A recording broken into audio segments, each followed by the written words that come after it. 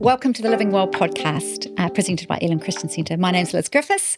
I oversee the counselling hub here at Elim. I'm also a counsellor, a mum, a wife of 30 years to this incredible man, Mike Griffiths, who's sitting beside me. Mike is the executive pastor here at Elim. I'm also a counsellor and the lucky man that he is married to me. Mm-hmm. So Amen. That's good. 30 years, eh? Amen. I know. So good. It's been You're a ride. a lucky woman. I'm a lucky woman. I am a lucky woman.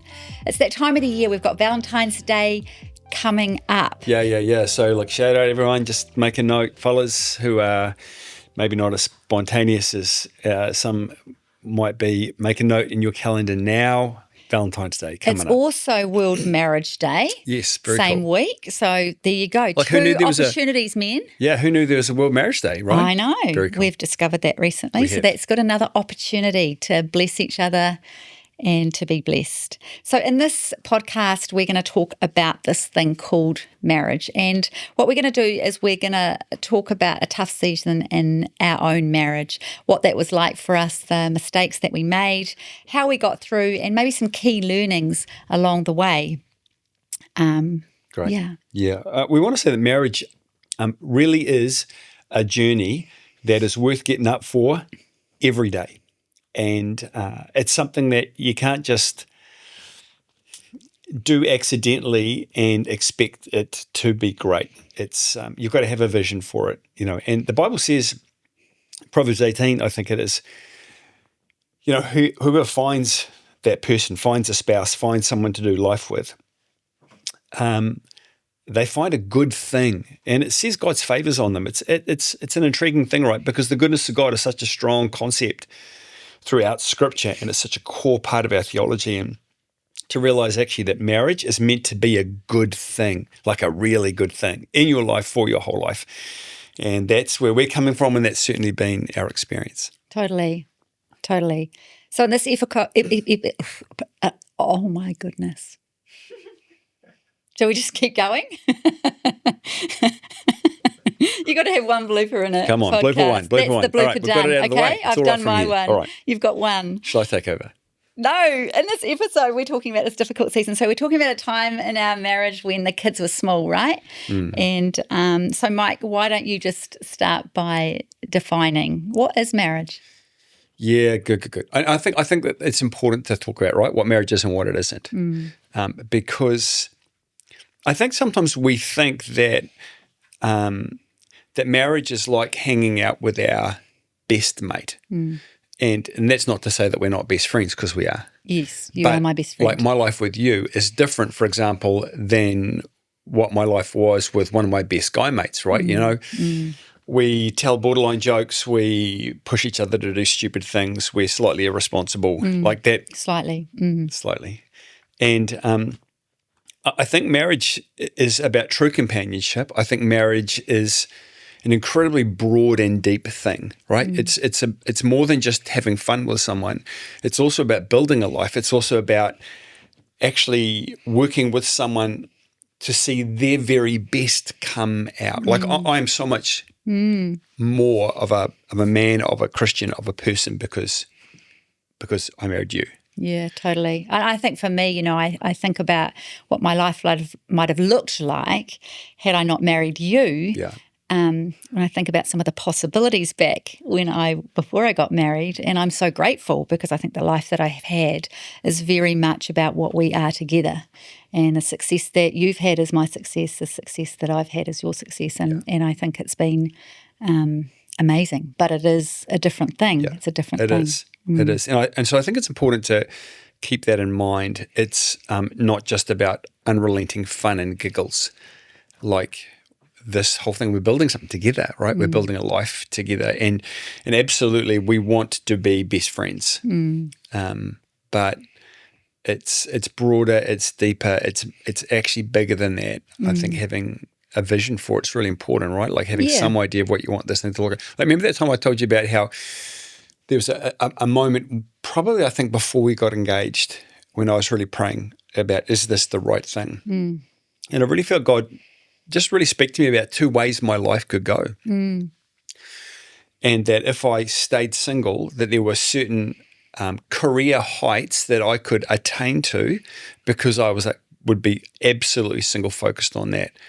Or I could marry you and the outcome of my life would be different. It would be much more like a broad foundation, something that other people could build on and other things could build on. And it was a relatively easy decision to make that. But it was intriguing, right, that when you choose to marry someone, you choose a certain life and you have to be able to commit to that fully, right? Yeah, and so that's sacrifice and that's putting the other person first and that's a willingness to help the other person flourish. Yeah.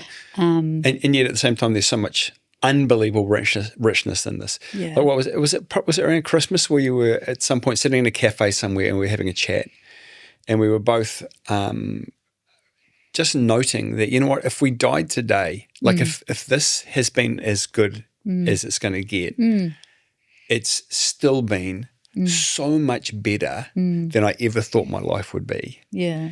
And I'm so grateful that it was you. And I reflect on some of I'm not a big deep meaning in birthday cards and Christmas, but I do my best for you at birthdays and Christmas. And I awesome. often am reflecting on the adventure, on the fun things we've done together, on the growth that we've both had, which has often been through the difficult seasons, but that we're better together. And I genuinely believe that I'm a better person. Yeah. Oh, I 100% agree. You really are a better person because of me. I don't mean better than you. I mean a better person because of you. No, and I think that the whole thing, right, of doing this life together, and we're going to touch on this, I think, later on, because this is one of our key learnings, right, was just the importance of our differences. Yeah. Right? Yeah. Which in some of our early years, and we'll talk about this, was such a frustration. And it was when getting the revelation that actually God handpicked you for me, handpicked me for you, totally believe that, and therefore the differences are actually handpicked by God for us. Like your differences God brought to me because I actually needed those differences, and we'll talk more about that later. But I think that's really important to realize that actually the differences are part of the incredible plan that God has. And it's funny because when I think back to when I was single and the type of man that I thought I would marry and be with, it actually was quite different. Like I thought it would be more of a sort of very laid-back person that spent most of the time surfer kind of guy. Yeah, but actually what God had for me was so different, and I'm really grateful. But there was something about trusting in a greater plan. No, you give it a good go. So I'm a terrible surfer. You're not a terrible surfer. Yeah. So anyway, but your point is right. Is the expectations what we thought? Yeah, and what I thought I needed, actually, there was even better. Great, very good. So obviously we can't talk about our whole marriage. 30 years, I think we're better now than we've ever been. Yeah, I think I adore you more than I've ever adored you. Yeah. And, that's cool. That's flipping amazing. But we've had our tough seasons, babe, right? We definitely have. And so we're going to talk about one of those tough seasons, which spanned a few years, And then, and maybe in the next episode, we'll talk about a different, really difficult season. So why don't we start on that? Why don't you tell us a little bit about that season? Been married 4 or 5 years. Yeah, kids. So we were married 4 years before we started having children. Yeah.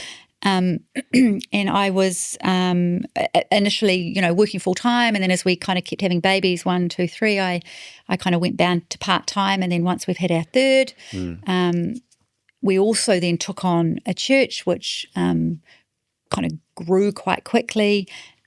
So it was quite an exhausting time. At one point we had 3 under 5s or 3 small children, and then 3 boarders, and then a little bit later on we had between 3 and 5 children because we had extra nephew and niece and family members sort of coming to stay, and there's a lot going on in those years, right? Yeah, because in terms of career, like mid-30s, for me, you were charging. We're really trying to get ahead in that time, and then also there's the whole financial thing. Like we bought our first house, renovated it, sold it, bought a second house, market went down, really struggled, Yeah. had to sell that house, lost our deposit, Money, all the yeah. money we'd made.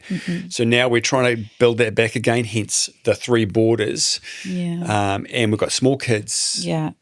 There's a lot going on, right? Yeah. Why don't we tell us a bit more about that from your perspective, babe? Yeah, I think, like I was at home with the kids, and that was my sort of primary thing, which enabled or kind of empowered Mike to be able to do all the church stuff and more of the career stuff. And I felt quite left behind. I felt quite I struggled to find my purpose in what I was doing, because I'd had a pretty successful role in travel and tourism, and I found that quite a hard place to be. It wasn't a lot of money. And I remember this particular day, and it was like the kids were little, and I don't know if they were sick or I was just exhausted, and I had to go out and do my grocery shopping, and I just was like, it was just all too much, and felt quite alone in that. And I can remember ringing you down at church, ringing you at work, at the office, and just saying, I'm just not coping, and I've got to go and do all this jolly grocery shopping. And I don't know, I think we had the boarders with us at that point, I'm not sure, and had the kids in tow. And so it was just kind of like had this moment of, it's just too hard, and what the heck, and my response who was, am I? And babe, I'm at work, I got so much on, there's nothing I can do. And you were in tears on the phone. Yeah, and I was a bit like, woo. Pretty full on. Yeah. So anyway, headed down to the supermarket, children in the trolley and some beside, and started doing my grocery. Yes, my part of it. So yes. So again, I think in that season, I don't know if it's terribly unusual, but this wasn't probably the first time I'd had one of these phone calls from a pretty struggling, distressed wife who was just it wasn't every day, but no, it wasn't every day, not even close. And I was just like, babe, you don't understand. I've got a really big job here. I've got a huge amount on. I just, there's just nothing I can do. I kind of need you to handle it. And then got off the phone, and I sat there, and I was super conflicted, right? Because part of me was like, I need to go and help Liz. And another part of me was like, well, you have job responsibilities. And again, this is one of those really helpful kind of revelation moments, I guess, that hopefully we have on our journey, was when I just realized that if this was any other congregation member that was going through a crisis, I would drop everything and I would do whatever I could to help. And I think somewhere in there, seeping in the realization that actually you're just as important as any one of my staff members, as anyone else in this organization. What am I doing? And so I got up, I spoke to our receptionist, I said, I'm going to be out for an hour. And we were in Dunedin, so there was only 2 decent supermarkets at that point. I have no idea what that is now. I knew which one was closest to home. I knew where you'd be. So I drove down there and drove around the car park till I found your car, so I knew it was the right one. And then I went inside, and I came walking up behind you, put my arm around you, say, hey, babe, I'm here to help. And you burst into tears. And being a man, I'm kind of desperately going, is this good tears or is this bad tears? Like, am I the hero? Am I in deep trouble now? Turned out it was good tears. It was good tears. And it was nothing about the fact that you were going to help me do the grocery shopping. It wasn't that at all. It was that you turned up for me. Yeah. It was that you were present with me. It was that you were in my sort of distress. You were like, I was I'm prioritizing you, right? I was doing that. Felt seen, And that doesn't mean that every time you did the grocery shopping, I bailed work to go and do the groceries. No, unfortunately. But moments like that are important, right? Yeah. Like it's like you don't have to turn up all the time, but gosh, you've got to turn up sometimes. Yeah, totally. And I think that for me, it really just helped me to feel seen in that. Yeah. So, Lizzie, in that season, what was the hardest for you, do you think? Because that season was 2 or 3 or 4 years before the kids started getting old enough to the older ones are now at kindy, and then the precious relieved a tiny wee bit. Yeah, I think for me it was around identity. I think it was, I'd been, as I said, was sort of saying a little bit before, had a sense of, I guess, achievement or success or contribution in the work that I'd been doing beforehand. And I think at the time I was lecturing at the Polytech, and I loved my work, and so I just struggled in that season with small children to kind of go, who am I? I just felt like I just wasn't quite sure what my purpose was. And I was watching you and, like it was just you were thriving in that environment and I just felt like I wasn't thriving. Felt like I was giving out, but I wasn't getting anything put into me. Do you think it was also exacerbated by the fact that you're a sanguine, so you're a people person and you are energized by being around people, and now all day you're around little people, some of who can't even talk. Yeah. And then I come home and I'm shattered. I've used up all my words for the day. Yes. Tell me about your day, honey. It's like, I don't want to talk about it. Yeah. Like all that stuff, it compounds, right? Yeah. I think like my memory of that season 2 was that I felt that I was working super hard to get us ahead. And I felt like I came home every day and you're just like, babe, I need you to help me and the whole thing. And I'm like, what are you talking about? Like, I've been working so hard all day. I need to come home and relax. And I think this is a really common thing, like in young couples, whereby both of them feel that what they're doing is so important and so big and so weighty, and they both feel like the other person does not get it, does not understand, right? And so I came home feeling unappreciated. I walk in the door and there's stuff to do and you're feeling unappreciated, like I don't see all that you are doing. I'm probably just seeing what you're not doing. Babe, there's toys flipping everywhere and like the dishes haven't been done. What have you been doing all day? And that's very unvalidating for you because you've been intensely working all day, and then I feel like you don't appreciate what I've been doing. Man, I'm building a church and I'm leading the staff team and we're making a difference, and all you care about is, can I please flip and change that nappy and go and do the dishes? Yeah, those are difficult. It's a difficult season, eh? Yeah, when you both feel unappreciated by the other. Yeah, totally. It was a hard season, and I think that we needed to somehow figure out how to appreciate the other person and validate the contribution of the other person, because actually as team we were both doing our best. As team we were both doing, for me to do all that stuff at home and be 100% present there, enable you to be able to do what you did, and so your success was my success, and actually we were a team. And I think somewhere through the end of that time, we began to get a bit of a sense of that actually, and I was able to go, actually, genuinely, this amazing growth that we're seeing in the church, and it's just such an exciting kind of season. Actually, we were working on that together. I was just on the home front, and you were on the church front. So from your perspective then, how did this impact, because we're talking about marriage, right? Yeah. How did that impact you and me? How did that impact us? Because, when we first got married, we had great pre-marriage counselling. Yeah, we did. And so our first year was really a bit of a dream. Like, we had no real major conflicts. We loved being with each other, all the different aspects of marriage are fun. Sex is fun, and we're loving being with each other, and we're hanging out with mates. Didn't have any little kids at this point. We're both flat out in our careers, so getting a lot of validation in those areas. So then things start to shift and change with the arrival of kids and stuff.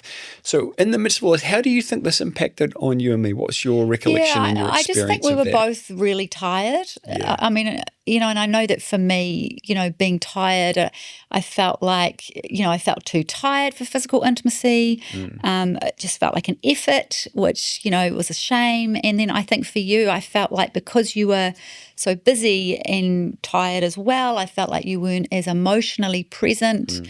And so then that, when you're not emotionally present, then you feel like you don't want to be physically present, or, so there's that whole kind of thing that happens there. So I think it did impact on our intimacy, both emotionally and physically, because we were just so exhausted.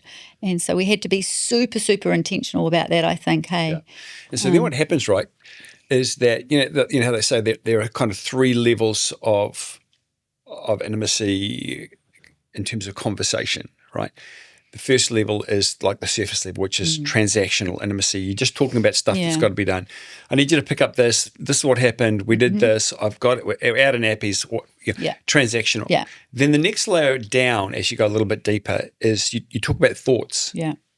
So, babe, I've been thinking about this. What do you think about that? Were you actually interested in what's the other person thinking about this? And you're engaging in that next level down rather than just transactional. And it's also a reflection of what I think you think. Yeah. Sure. right? What Sure. I perceive you're and thinking. you're able to engage at that level. But then the deepest level of intimacy, so they say, is when you then are able to talk about feelings. How are you feeling? Like, what's going on for you emotionally?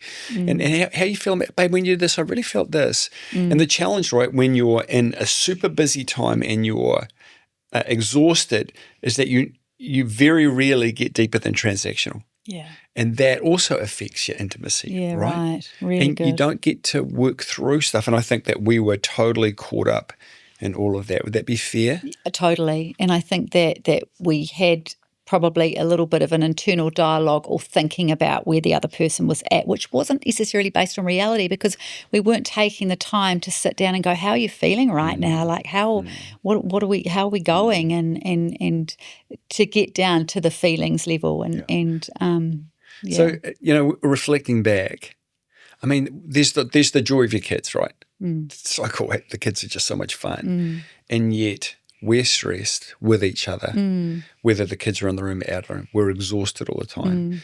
We're not making love as much as probably we wanted or we did earlier. We're not really talking deeply about things. When we get offended with each other, but we're too exhausted or don't have the time or we can't find the time to sort it through, so stuff just starts getting swept under the carpet, right? And then we kind of exist. Yeah. I mean, how many times we'll get through this in a couple of days. We'll get talking again in a few days. Yeah. You just kind of ignore it and go off to work and come home and you do your thing, and then there's a kind of a tense silence that you're trying to get through. I mean, it's not healthy stuff, right? It's not healthy stuff. You remember when we were, it was kind of that 7-8 year period, like the classic 7-year itch. So the kids were, I mean, Elim must have been like 3 or 4. Yeah. And remember that time when I think it was actually one of my quiet times, I really felt God show me like the trajectory of where our marriage was going. That can be your one blue picture. What did you say? Oh, yeah, thank you. Yeah, I mispronounced trajectory. Yeah, that's good. Don't ask me to say it. Thanks, babe. Yeah. And, That's I remember clearly this sense in my time with God where it was like God was saying, you need to see where this is going. If you guys don't resolve all of these cumulative offences, you may be able to bash out a half-decent marriage in the next 30 years, but the decision you make now will determine the culture of your marriage for the next few decades. And I remember us sitting down together and going, we're not sorting this stuff out. Yeah. We've got a whole bunch of junk here that keeps hurting us. And we need to make time every week to sit down and start digging these hurts and offences and things we're upset about up and resolving. We have to find a way to do this. And actually we don't have to. We have a choice. Do you remember this conversation? Oh, flip, yeah. And it was like, are we going to do this? Or are we going to commit to, or are we just going to keep going? And the crazy thing about that was we were actually considering both options. I know. I think that's what's crazy when I look back. I go, actually, the effort that this is going to take. Yeah, 100%. It just seemed too much, right? Yeah. But again, one of the great decisions of our marriage, right? We both went, all right, okay, let's do this. And Do we want an average marriage or do we want an outstanding marriage? Exactly. And so we made the decision. And so once every week, with my job, Friday was day off, we found a way to get a coffee together every Friday morning. Sometimes I'm sure we must have had one in the car seat and something, but we did this. And so every Friday we would stump up. We took turns. Yeah. Okay, what's one issue that you still heard about? Yeah. And we'd work it through. And so we talk about it. And often we would resolve it and that would be awesome. And sometimes we wouldn't. We'd just dig it up and hurt each other again and then we'd have to come back to it the following week. Yeah. And I'm not sure what your recollection is, but my recollection is it took us about 8 months. Yeah, totally. To just work it through. But I still remember, right, at the end of that, just going, oh my gosh, like – we're better. We're better. There's no distance between us anymore. There's nothing left unresolved. Sorry, and that was a hard decision in that difficult time. But I believe it was absolutely critical for us going forward. And I think we learned to talk in the, you talked about those 3 levels. We learned to talk in the feelings. How are you feeling? Yeah. learned to use that language, Yeah. and it was just way more helpful for us, eh? And this is when we stumbled across that whole imago dialogue thing, right? Yes. Although we didn't identify it, we didn't know what it was called back then. No. But the whole conflict resolution process, Yes. which maybe we'll talk about later, but that was, would you say that was a game changer for us? Totally. Learning to talk through those stuck things, those hurts, those misunderstandings where you just can't get the other person, learning to do that in a way that enabled you to talk about those things. And it's all based, right, on that Stephen Covey principle, seek first to understand. And I mean, you do way more marriage counselling than I do, but what I see so often is I see couples and they're so stuck because they feel, no, the other person doesn't understand me, right? And it's just human nature, right? We all do this, and we did this for years. Yeah. But the way through it is that someone somewhere has to stop and go, okay, sure, I don't feel they understand me, but actually someone's got to start by going, tell me everything. I want to understand you. I will do the work to totally try and understand it from your perspective and be able to reflect that back to you so that you accurately can, honestly can go, yeah, I think you get it. Yeah. And in that process, you're able to give empathy to the other person. Totally. And then when the apology comes, now it's meaningful because it's based on that. And then that's half the process. I think you should just take a couple of minutes and just talk through how we did that process. Okay. So if we're having a conflict, I mean, and to be honest, I've got to be, credit where credit's due. I think you do this. I think now you do this much more naturally than I do. I think that probably when we started it, I think that probably a lot of the time I bit the bullet and started it, but I think you're much better at it than I am now. But thanks, darling. You're welcome. Hey. Well, I'm super grateful because man, it's such an important thing. So it starts with, for example, me going, sucking it up and going, despite my own hurt, disappointment, whatever else, I'm going to say, Lizzie, tell me how you feel. I want to hear all about it. Tell me exactly what happened from your perspective. And then I'm going to reflect back until you get that I understand this. So then you talk it through, you tell me what happened, what you felt, all that sort of thing. And of course, my one thing in this is to not defend, not argue, not dispute the facts. You're not be figuring out what you're going to say next, but truly trying to hear what I'm saying. Exactly. And it's ridiculously hard. Like I remember one time we're having this discussion. It was well after midnight. We're in bed, the lights are off. We're sitting up against a headboard, and I literally had to put my tongue between my teeth to stop myself from going, what are you talking about? That didn't happen. I never said that, because we get so, particularly as guys, we get so fixated on the facts. And one of the hardest things to get our heads around is that actually offense and hurt is all about feelings. Yeah. And conflict resolution then is all about feelings. How the other person is feeling. So then you say that to me, and then what I've got to do is I've got to summarize back to you what you said, whether I agree with it or not. Mm. And then I summarize it back to you using your own language, and then you assess on whether I get it yet or not. And mostly I don't. And so I might say to you, oh, you got those bits right, but actually that wasn't how I felt at the time. Exactly. Or I might. So then I'm like, okay, tell me again. So then you go through it again, and we keep doing this until I reflect back and you go, yep, that's pretty much, that's what I felt. Mm. And at that point, then I apologize. Then I empathize. Then it's, I'm so sorry. Mm. I never wanted you to feel like that. It's horrendous. And but I feel really heard. I feel like you get it. Yeah. I feel that you see me, but then the challenge is because now we're only halfway through, right? Because we've now got to swap, and now you've got to do that. But what we would find is that you would often go, "Oh my goodness, that was terrible," like in it's all terms me. of it's all me. No, it's all my fault. The last thing you wanted to do then was talk about it from your perspective, but then you had to. And I think I played the martyr too, right? Like I'm the bad person. I'll be the bad person here, and that's where you recognize it only halfway through, right? So that's now it's your job to say, okay, Mike, now you tell me what it was from your perspective. And, then I'll get going, and you can't defend, argue, or criticize. And then we repeat the process and then I say it as many times as it takes for it to be that when you reflect back, that is how I felt. And then you bring your apology. And it's a remarkable thing. I've never come across anything that comes close to the effectiveness of this. And sometimes, right, the offence has just magically disappeared.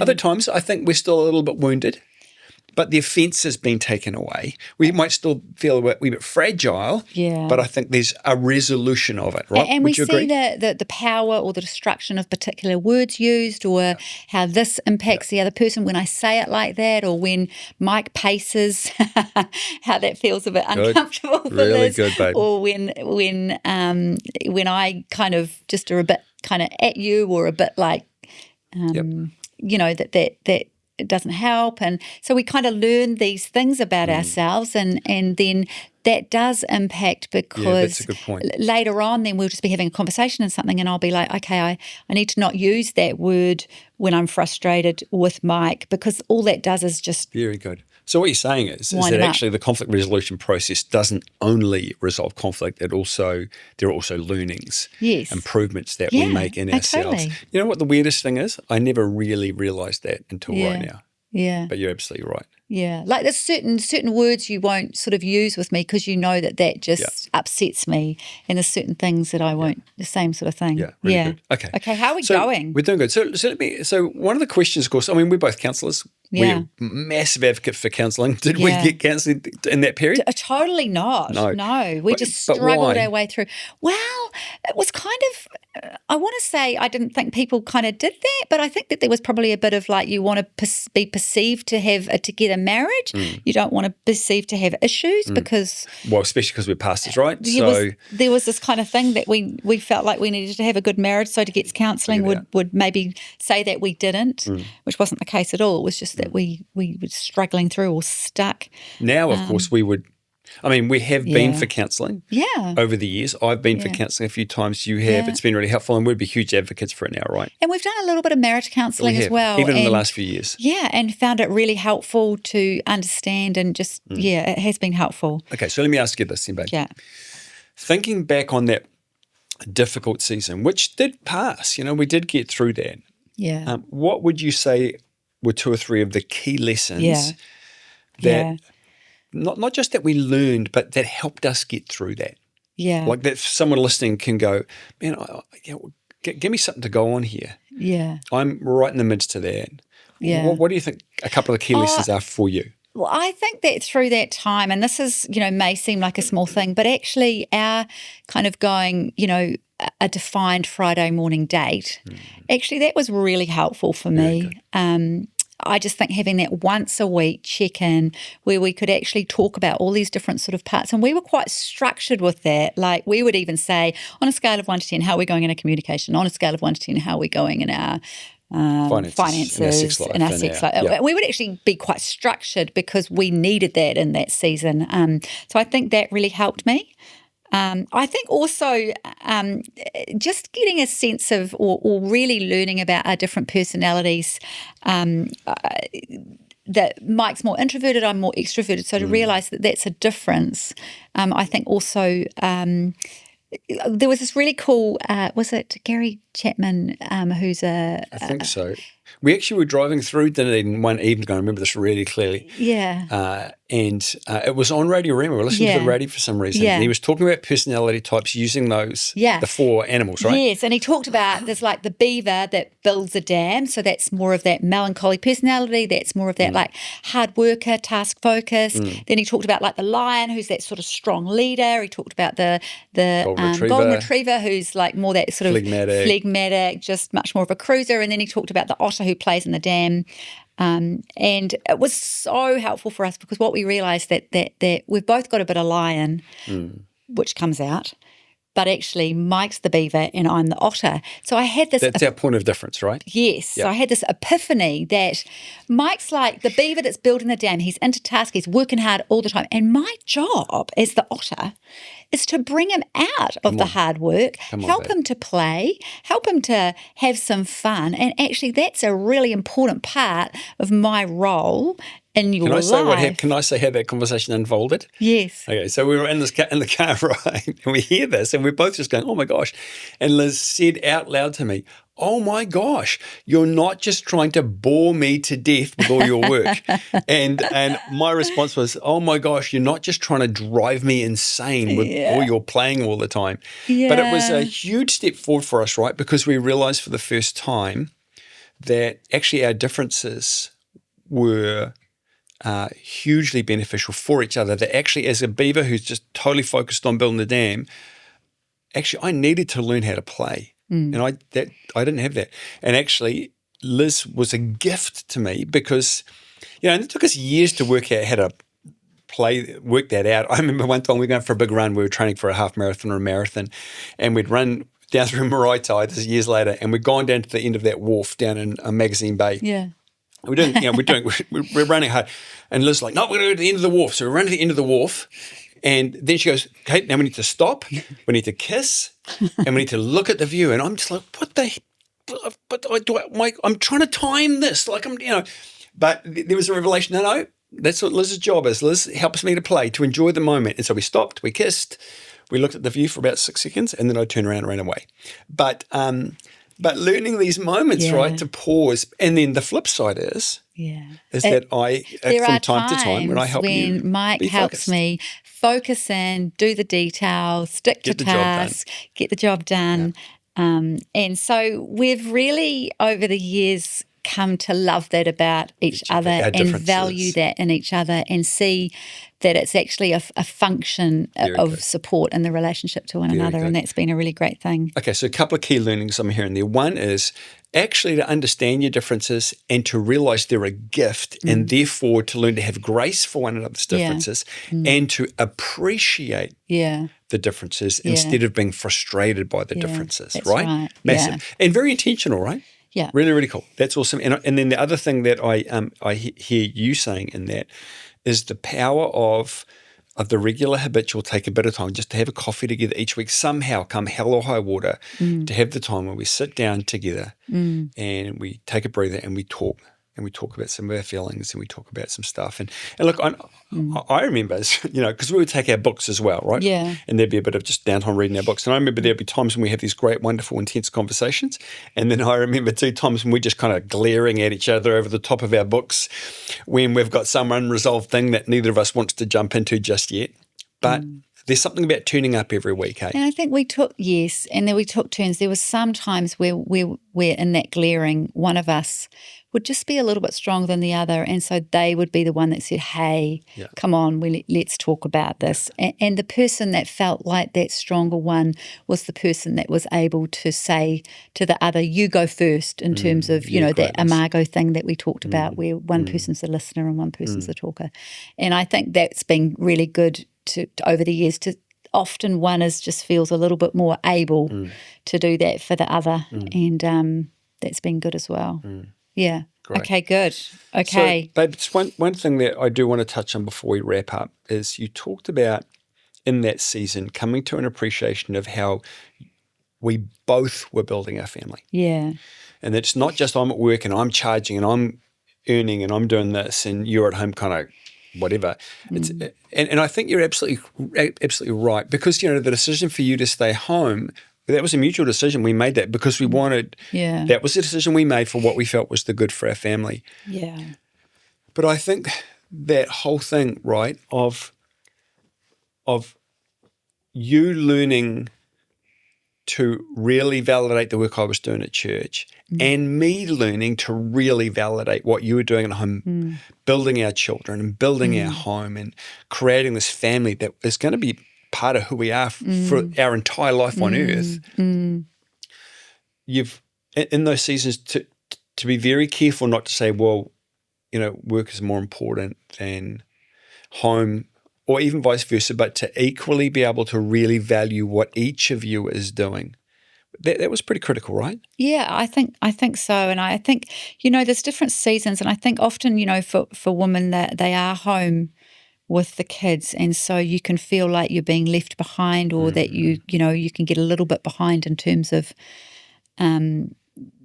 your career sort of options and stuff. But I think that within the context of a relationship, you are a team, and it's like, there's a season where that happens, and there's other seasons where I've been able to really push into work stuff and you've been able to support more. There were seasons where you were studying and I was working. And so I think you've got to look at it like as a team thing. It's not like two individuals just doing their best to get ahead. It's like you're actually a unified team. And so I think that you've got to so when Mike would just have great success at work, I very much felt like, well, that was us, because I knew that, if I'd gone off and gone, no, I'm going to just work full time as well. And and everybody's different, right? You've got to figure out what's right for you as a couple, and there's no right or wrong. It's about getting a mix that works for you and the sort of work that you do and the family dynamic that you've got. And so for us, there is this sacrifice, isn't there? And you choose to stay home with your kids. There's financial sacrifice. You choose to work full time or have a particular job or whatever. Then there's sacrifice time with your kids. So whichever way it goes, there's no right or wrong. But I think whatever way you do it, you're a team. And I think that's a really important I think even, and we're not necessarily talking about finances today, but I think even in terms of your finances to go, it's us. It's not like Mike's money and my money. It's like it's us. So and I right? think that's really important that you do that. Otherwise, it's hard to kind of feel like you're both as important or... totally. Yeah. It's the old golden rule, right? He who has the gold rules. And when you've got one person in a team who's who controls all the finances. Not that you have to have someone who's responsible for getting stuff done, but Okay. Let me ask you this. If you could go back into that season and do one thing differently that you think would strengthen our marriage more, make marriage work better for us, what do you think that one thing would be? And then I'd like you to ask me that question as well. Goodness gracious. Or I can answer it first, because I've obviously got I think you should answer it first prepared. while I do the thinking. Yeah. Okay. You know that over recent years I've been really intrigued by kind of emotional needs psychology. And I think that if I could go back and do that season again, I would try and come at it like, yes, I go to work, I'm doing that whole thing, and that's big and hard and challenging. But I think when I came home, if I could do it again, I would love to be able to run at it going, when I come home, I have got to meet Liz's emotional needs for certainty, for surprise and variety, for significance, for love and connection, for growth, and for contribution. I've got to meet those in Liz at a high level. It would have given me because I think I often came home and I didn't know what to do. I didn't know what you needed. Now I realize you needed to feel significant. You needed to be loved and connected with. You needed to feel like you were making a contribution. You needed to feel like you were growing too. And I wish I could go back and have that focus, come home every day, go, well, my job's not finished yet because I got to come home and I got to meet these needs in Liz at a really high level. I think that would have been quite transformative in lots of ways in our marriage, because I think we have that focus for each other now. Yeah, I think that would have been super helpful. Yeah, that's do you good. Think it would have been helpful? Yeah, totally. I think that would have been. In fact, I can remember a couple of times where you did exactly that. Okay. You came home and you said, I don't know how we managed to do it because we didn't have any money, but I had a really good friend in Sydney, and you booked me like a weekend in Sydney with my friend.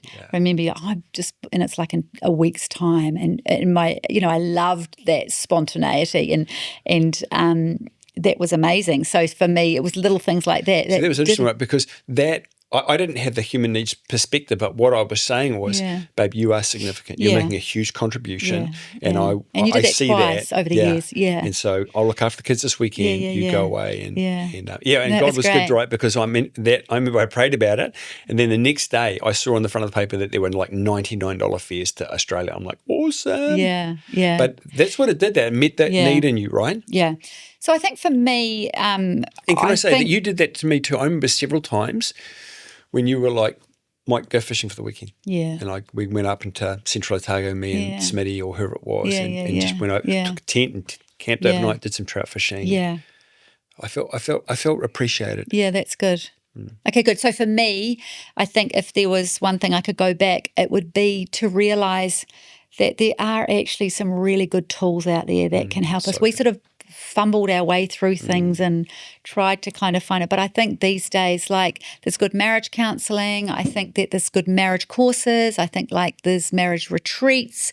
I think that to be intentionally investing into that stuff. And that was always our intention when we got married. We were like, okay, every wedding anniversary, we're going to go and stay in a hotel. And I think we did it once. But I think actually being really intentional about that, the kind of the little daily things you do, the little weekly things you do, the kind of that investment, and knowing that there's tools like super practical stuff like that Imago dialogue thing. Huge. Just to learn to have some of those conversations in a way that's really helpful for the relationship. Yeah. And I think too, language, learning just that good language. So, and we're going to talk about this in another episode, but the whole kind of like ally versus enemy, we've learned more recently to talk about actually we're allies, we're on the same team. We're not I'm not the enemy, Mike, or, and we've vice versa. also learned where that comes from.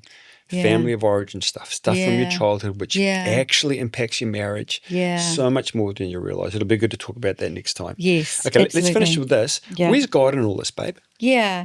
No, look, as a Christian, I believe that God has a plan for me. I believe that God has a plan for us. I believe that He's given us the children that He's given us, and the journey, the adventure of life is we are led and guided by Him. So I think He is, and everything. I think when we get stuck, one of the first things we do is we pray, and we search me and know me. We try and get reflective. We try and go, God, where am I going wrong, or what do I need to understand? Brilliant. I think there needs to be quite a sort of a reflective kind of like thing going on with God. And then, and I know that over the years, I've always had a gratefulness that you go to God, because sometimes when you won't hear it from me, God seems to tell you what you need to hear, and that's been a lifesaver for me. So true. Yeah. What about you, Mike? Where's God in all of this?